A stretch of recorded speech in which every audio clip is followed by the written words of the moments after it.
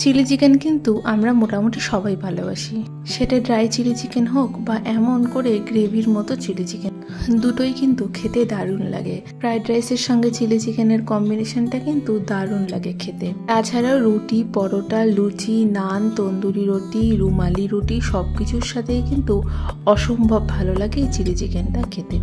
অনেকেই আমরা chilli chicken যখন বাড়িতে বানাই খুবই শর্টকাটে বা খুবই ইজি প্রসেসে চিলি চিকেনটা তৈরি করি, কোনো রকম কোনো কোটিং ছাড়াই। কিন্তু আজকে আমি একদম রেস্টুরেন্টের মতো সমস্ত কিছু দিয়ে চিকেনটা তৈরি করব।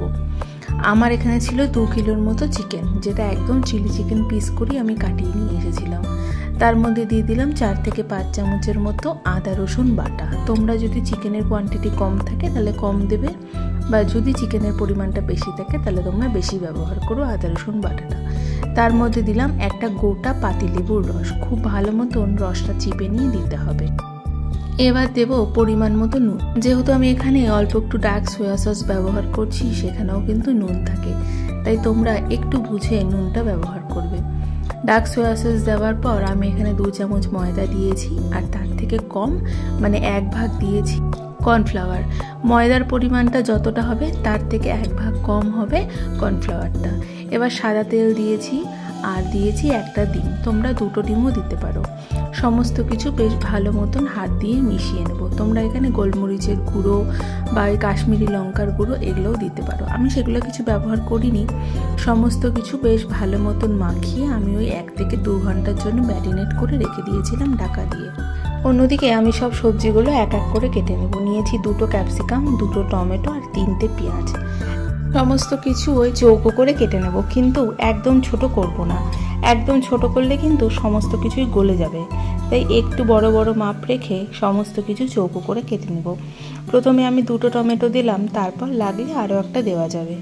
এক এক করে সমস্ত কিছু আমি কেটে নিচ্ছি।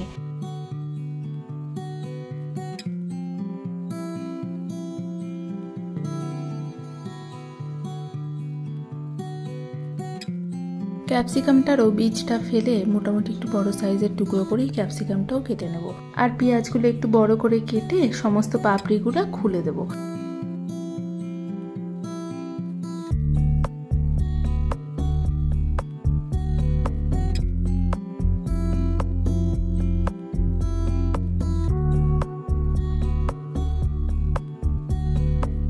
মোটামুটি আমার সমস্ত সবজিপাতি কাটা হয়ে গেছে। চলো এবার চিকেনটা ভেজে নিই।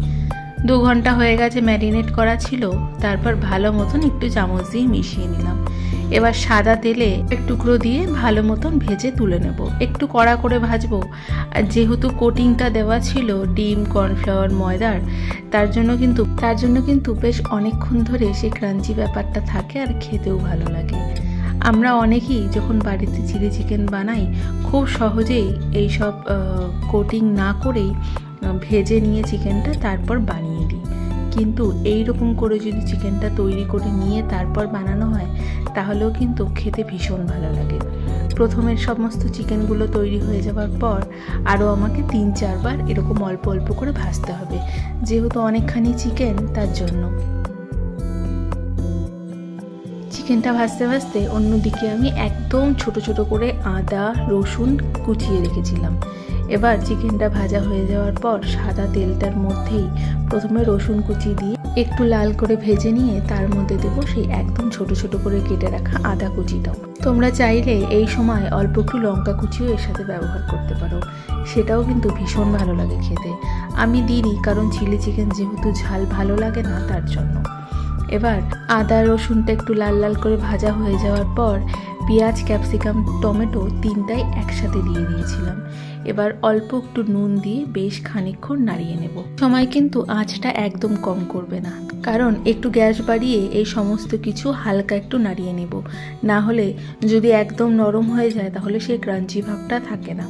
আর যেহেতু ক্রাঞ্চি ভাবটা আমাদের প্রয়োজন, তাই খুব হাই হিটে ভালো মতন একটু ভেজে নেব।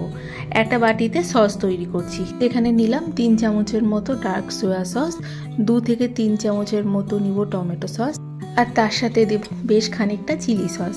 চিলি সসটা কিন্তু তোমরা বুঝে শুনে ব্যবহার করতে পারো, যেহেতু ঝাল হয় তার জন্য। আর তোমরা এই সঙ্গে যে রেড চিলি সসটা হয় সেটাও ব্যবহার করতে পারো।